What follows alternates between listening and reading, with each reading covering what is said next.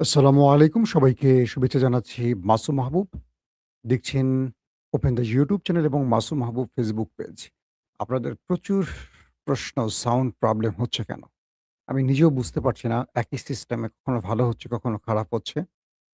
এটার মূল কারণ কি আমি এখনো অনুসন্ধান চালিয়ে খুঁজে বের করতে পারিনি। আমার সাউন্ড কার্ডেরও প্রবলেম থাকতে পারে সেটা নিয়ে আমি চেষ্টা করছিলাম। দর্শক আজকে বেশ কিছু গুরুত্বপূর্ণ খবর দিব। যদি আপনারা আমাকে একটু কমেন্ট করে বলেন যে আপনারা একদম ক্লিয়ার শুনতে পাচ্ছেন। কোন প্রবলেম হচ্ছে না এবং ভিডিও দেখতে পাচ্ছেন ক্লিয়ার, ওকে?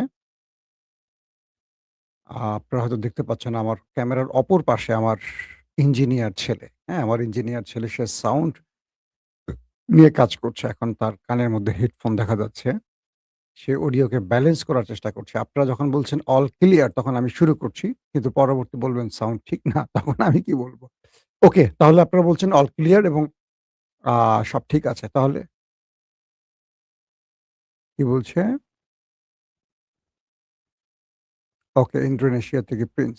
জি, আজকের আমাদের সবচেয়ে বড় খবর কি জানেন?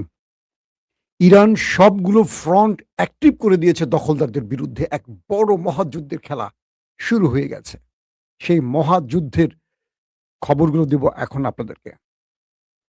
যারা আমার পূর্বের দুটো ভিডিও দেখেছেন, তারা তো জেনেছেন। আমি সংক্ষিপ্ত সেখান থেকে একটু বলে মূল খবরে আসতে হবে, নতুবা যারা এই মুহূর্তে খবর দেখছেন তারা আগের খবরটির আপডেট না জানলে কিছু বুঝবেন না। ১ম খবরটি হলো ইরান হুঁশিয়ারি দিয়েছিল যদি ইসরায়েল লেবাননের বৈরুতে কোনো হামলা করে, সেক্ষেত্রে ইরান এই যুদ্ধে ঝাঁপিয়ে পড়বে বা ইসরায়েলকে শিক্ষা দেবে। এর পরপরই আমরা দেখলাম যে মিস্টার ট্রাম্প নেতানিয়াহুকে ফোন করে লেবাননে হামলা বন্ধ করতে বলেছিলেন। আমরা দেখলাম কয়েকদিন যুদ্ধ বন্ধ রেখেছিল কিন্তু লেবাননের দক্ষিণে ঠিকই হামলা করছিল, বৈরুতে করেনি। গতকালকে সকালে হঠাৎ করে ইসরায়েল লেবাননের বৈরুতে বড় আক্রমণ শুরু করলে কয়েক ঘন্টার মধ্যে পাল্টা জবাব শুরু করে ইরান। যেহেতু ইরান এই ঘোষণা দিয়েছিল তারা। আমেরিকা এবং ইসরায়েল মনে করেছিল যে ইরান এই কাজটি করবে না। হয়তো হুমকি-ধুমকি দিচ্ছে, দিয়ে চুপচাপ থাকবে। আমাদের কাজ আমরা করি। অথবা ইসরায়েল মনে করছিল যে আমরা হামলাটা করি যাতে ইরান আমাদের সাথে লড়াইতে নেমে পড়ে আবার একটা যুদ্ধ শুরু করি। কারণ ইসরায়েল এই যুদ্ধটা চাচ্ছিল। চাচ্ছিল না ইরান এবং আমেরিকা। ব্যাস খেপে গেল ইরান। ইরান বড় আকারে দখলদার দেশটির মধ্যে বড় আক্রমণ শুরু করে মিসাইলের মাধ্যমে।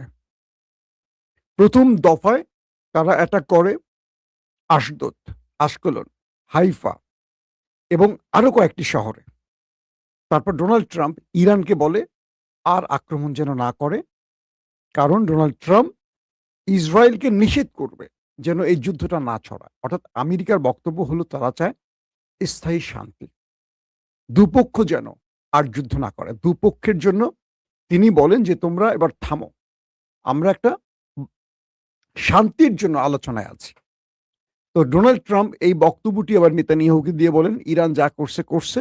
তুমি আর লেবাননেও হামলা করবে না, ইরানে পাল্টা জবাবও দিবা না।" ব্রেক। ২ থেকে ২.৫ ঘন্টা বা ৩ ঘন্টা পর ইসরায়েল ইরানের ভেতরে বড় আকারে আক্রমণ করে। তারা কয়েকটি ইউনিভার্সিটির গবেষণা কেন্দ্রে অ্যাটাক করে। তারা পেট্রোকেমিক্যাল কারখানায় অ্যাটাক করে। তারা ইরানের মিলিটারি কয়েকটি ডিপার্টমেন্টকে টার্গেট করে আক্রমণ করে। বাস লেগে গেল যুদ্ধ। এর পরপরই ইরান ২য় ওয়েভে আবার আক্রমণ শুরু করে। ইরান হাইফা, কিরাত সামুনা, আশদোদ, আশকলন এবং নেভাত্তাম পাশাপাশি তারা আক্রমণ করে বেনগোরিয়ান বিমানবন্দরে। একটার পর একটা মিসাইল যখন আসছিল ইরানের উপর থেকে দখলদার দেশটিকে টার্গেট করে, তখন যে দেশগুলো পার হয়ে আসছিল প্রত্যেকটা দেশে উৎসবের একটা পরিবেশ তৈরি হয়। পুরো ইরানিরা রাস্তায় নেমে আসে। কারণ ইরান তার লেবানিজ ভাইদের জন্য এই আঘাতটা করেছে। মানুষ রাস্তায় নেমে ইরানের উৎসব শুরু করে। এটা হলো আজকের ১ম দিককার আপডেট। এখনকার আপডেটটা কি?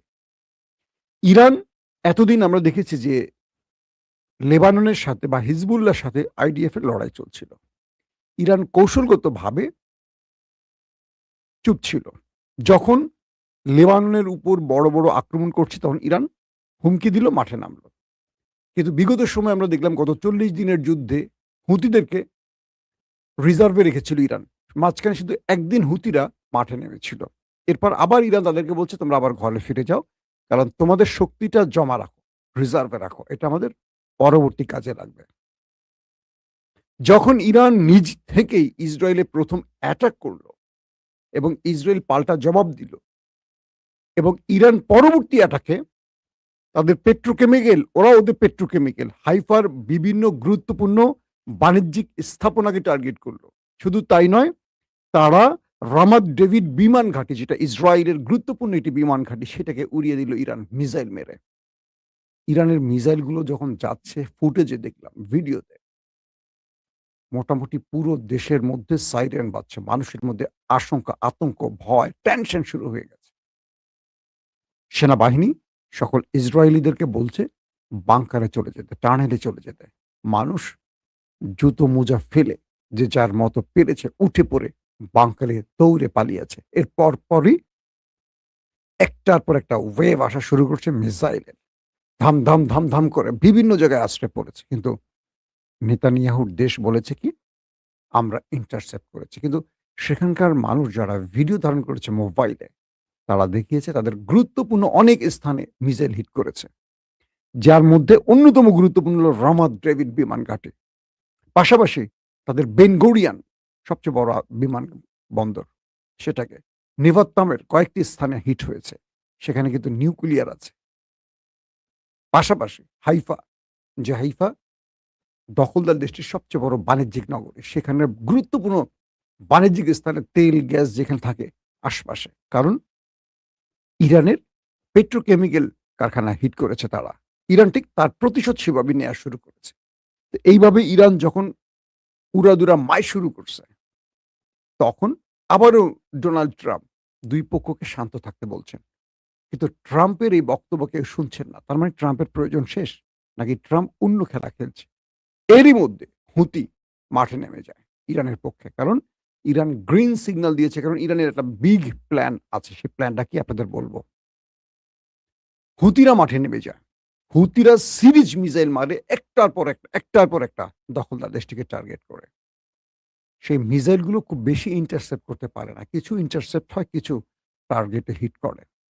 স্বয়ং প্রধানমন্ত্রী, স্বয়ং তার প্রতিরক্ষা মন্ত্রী সব বাংকারে গিয়ে আশ্রয় নেয়। ইরানের কোনো জনগণকে শুনছেন বাংকারে আশ্রয় নিতে? তারা আক্রমণ করলে সব সড়কে চলে আসে, রাজপথে চলে আসে। তারা মাঠে দাঁড়ায়। আর ওরা বাংকারে ঢোকে। এ থেকে বোঝা যায় না হাদিসের সেই কথাগুলো? যে ওরা পালাবে। গাছের আড়ালে, পাথরের আড়াল, দেখেন মিলে কিনা?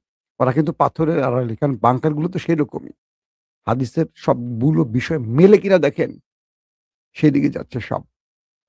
হুতিদের সিরিজ অ্যাটাকের পর দখলদাররা বুঝতে পারছে যে ইরান ভিন্ন কৌশলে নেমেছে। নেতানিয়াহু বুঝতে পারছেন ভিন্ন কৌশলে। জরুরি বৈঠকে বসেন এবং বৈঠক শেষে তারা ঘোষণা দেন, এই যুদ্ধ আরো দীর্ঘ সময় চলবে। অর্থাৎ এটিকে ফাইনাল ম্যাচ হিসেবে নিতে চায় ইসরায়েল। ইরানও তাই। ইরান তো নিজেই শুরু করছে এবার। ইরান আটঘাট বেঁধে নেমেছে এবং ইরান আক্রমণের আগে তাদের গুরুত্বপূর্ণ ব্যক্তিদেরকে সরিয়েছে। তাদের গুরুত্বপূর্ণ কি বলবো, মিলিটারি ইকুইপমেন্ট সরিয়েছে।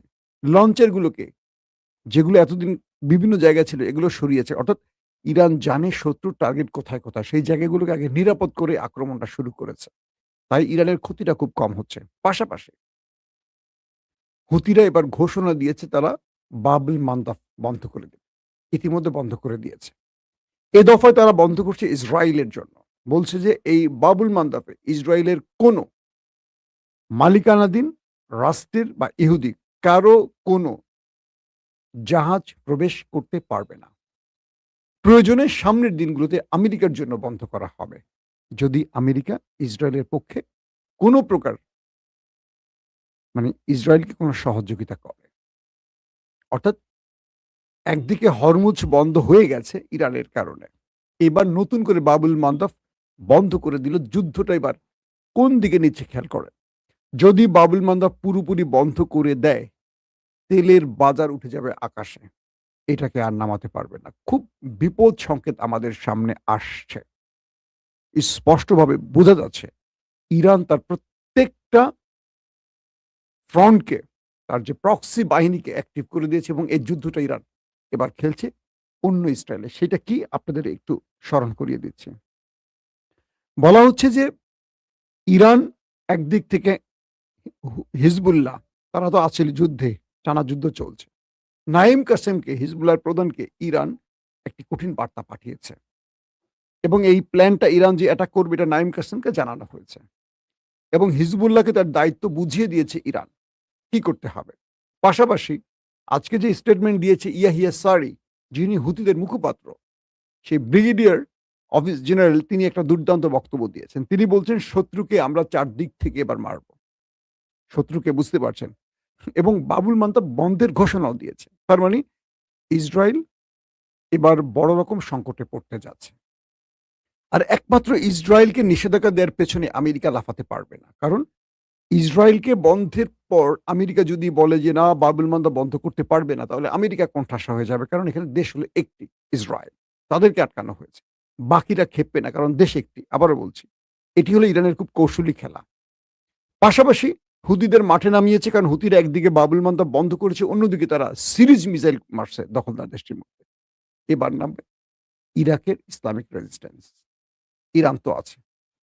চতুর্মুখী পয়েন্ট থেকে এবার ইসরায়েলকে টার্গেট করবে এবং ইরান চাইছে এই যুদ্ধে যেন আমেরিকা না নেমে আসে।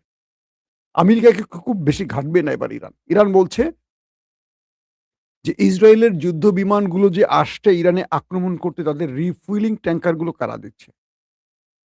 ইসরায়েল থেকে যে বিমানগুলো আসছে ২-২.৫ হাজার কিলোমিটার অতিক্রম করে আক্রমণ করতে, আকাশে এগুলোকে তেল দিচ্ছে কারা? আমরা সেটা মনিটর করছি। দিচ্ছে তো মধ্যপ্রাচ্যের কোনো দেশ, তাই তো? এই মধ্যপ্রাচ্যের দেশে কে আছে? মার্কিন ঘাঁটি, মার্কিন রিফুয়েলিং ট্যাঙ্কার। ইরান আমেরিকাকে বলছে যে বি কেয়ারফুল। তুমি যদি কোনো প্রকার ওদেরকে সাহায্য করো তেল দিয়ে, অস্ত্র দিয়ে বা তোমার রাডার দিয়ে বা তোমার প্রযুক্তি ব্যবহার করে বা তোমার থার্ড প্যাট্রিয়ট ব্যবহার করে বা তুমি যদি আমার কোনো মিসাইল ইন্টারসেপ্ট করো, আমি ধরে নিব তুমি আমার সাথে যুদ্ধে জড়িয়ে গেছো। বুঝতে পারছেন?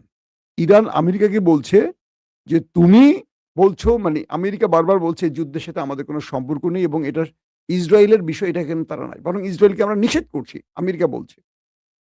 এখানে আমেরিকার কোনো সম্পৃক্ততা নেই। ইরান বলছে আমেরিকাকে, ওকে, ধরে নিতে চাই তোমার সম্পৃক্ততা নাই। কিন্তু আমাদের কাছে তথ্য প্রমাণ বলে তোমার সম্পৃক্ততা আছে। তোমার সেন্ট্রাল কমান্ড ইসরায়েলের সেন্ট্রাল কমান্ডের সাথে যোগাযোগে আছে। এবং ইসরায়েলের গণমাধ্যমগুলো বলছে আমেরিকার অনুমতি নেওয়া হয়েছে হামলার আগে। সব রকম তথ্য প্রমাণ বলে আমেরিকার অনুমতি ছাড়া ইসরায়েল আক্রমণ করেনি। আর মধ্যপ্রাচ্যে তো মরে গেলেও ইসরায়েল আমেরিকার অনুমতি ছাড়া একটা পাদও দেবে না। কারণ আমেরিকা ইসরায়েলের ভেতরে ওই আন্ডারস্ট্যান্ডিংটা বা যুদ্ধক্ষেত্রের কৌশলটা সবাই জানে। এটা তো নতুন বিষয় না। তো ইরান বলছে যদি আমি প্রমাণ পাই তুমি তাকে তেল দিয়েছো আকাশে রিফুয়েলিং ট্যাঙ্কার দিয়ে। যদি শুনি আমার কাছে প্রমাণ হয় তুমি আমার কোনো মিসাইল ইন্টারসেপ্ট করেছো বা যদি তোমার কোনো বাহিনী এই যুদ্ধে জড়িয়ে পড়ে, কোনো অ্যাটাক আসে আমাদের ভূমিতে, মধ্যপ্রাচ্যে তোমার যে কটা ঘাঁটি আছে বাকি অবশিষ্ট একটাও থাকবে না। আমরা ফাইনাল ম্যাচে নেমে গেছি। আমরা ছাড়ব না। ইরানের পররাষ্ট্র মুখপাত্র বলছেন, আমেরিকা সকল বিষয় জানে এবং জেনেই ইসরায়েলকে দিয়ে কাজটি করছে। তারপরও আমরা আমেরিকাকে সতর্ক করতে চাই। যদি আমেরিকা আলোচনার টেবিলের সমাধান খুঁজতে চায়, আমেরিকা দূরে থাকুক। তার মানে ইরান চাইছে এখন ইসরায়েলের সাথে এই ম্যাচটা খেলতে, আমেরিকাকে দূরিয়ে রেখে। এটা হলো ইরানের একটা কৌশল।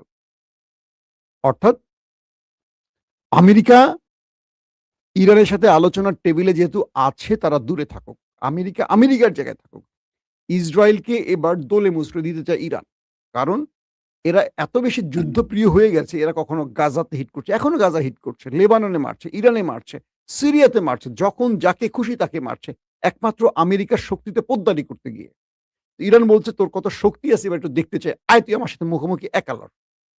তুই তোর বাবাকে নিয়ে আসিস কেন সবসময়? আমি তোর সাথে আসছি, তুই আমার সাথে লড়। তুই তোর প্রক্সি ইউজ করতেছিস না, আমিও আমার প্রক্সি ইউজ করতেছি। আয় খেল। ইরান এইভাবে এখন খেলাটা শুরু করছে। ইরান চাচ্ছে এই লড়াইতে আমেরিকা যেন না থাকে। আরবরা যেন না থাকে। ইরান আরবদেরকে মারতে চায় না। কিন্তু আমেরিকা জড়ানোর সঙ্গে, সঙ্গে আরবরা মারটা খাবে। কারণ আমেরিকা তো অ্যাটাকগুলো আরবের ভিতর থেকেই করবে। ঘাঁটিগুলো সেখানে। ইতিমধ্যে সৌদি আরবের ২ টো ঘাঁটিতে অ্যাটাক হয়েছে। জর্দানেও অ্যাটাক হয়ে গেছে ইরানের পক্ষ থেকে। কারণ সেখান থেকে জর্দানের রাজা ২য় আব্দুল্লাহ ইরানের মিসাইল ইন্টারসেপ্ট করছে ইসরায়েলের বিরুদ্ধে যেগুলো মেরেছে। ইসরায়েলের গুলো ইন্টারসেপ্ট করে না। কত বড় বদমাশ! এবং আরবের ভেতরে এই বদমাশগুলো অনেক আছে। নাম না বলি। তো ইরান এখন যেই ফাইনাল রাউন্ড মাঠে নেমেছে সেটা হলো ওদের সাথে একদম ফাইনাল ম্যাচ খেলবে। হয় তুই টিকবি নাহলে আমি টিকবো। একটা শেষ হয়ে যাবে। ২ টো থাকতে পারবে না মধ্যপ্রাচ্যে। এখন আমরা দেখব যে আমেরিকা কতক্ষণ চুপচাপ থাকবে। কারণ ইসরায়েল যখন ভালো ধোলাই খাবে, আমেরিকা বসে থাকবে না। আমেরিকাও নেমে পড়বে। কিন্তু মজার বিষয় হলো আমেরিকা মিত্র পাবে না। ইউরোপও আসবে না, ন্যাটো আসবে না। সেই খেলাটা এখন খুব ভালো লেভেলে চলছে। দর্শক, আরো অনেকগুলো খবর আছে। আমরা রাত ১১ টার লাইভে আবার আসবো। তখন ইনশাআল্লাহ আপনাদের সেই খবরগুলো দেওয়ার চেষ্টা করব। কারণ ইরান এখন যে খেলাটা খেলতে চায়, সেটা হলো ওদেরকে একটা কঠিন শিক্ষা দিয়ে যুদ্ধের স্বাদ মিটিয়ে দিতে। আমরা দেখি ইরান সেটা পারবে কিনা। প্রত্যেকে ভালো থাকবেন। আল্লাহ হাফেজ।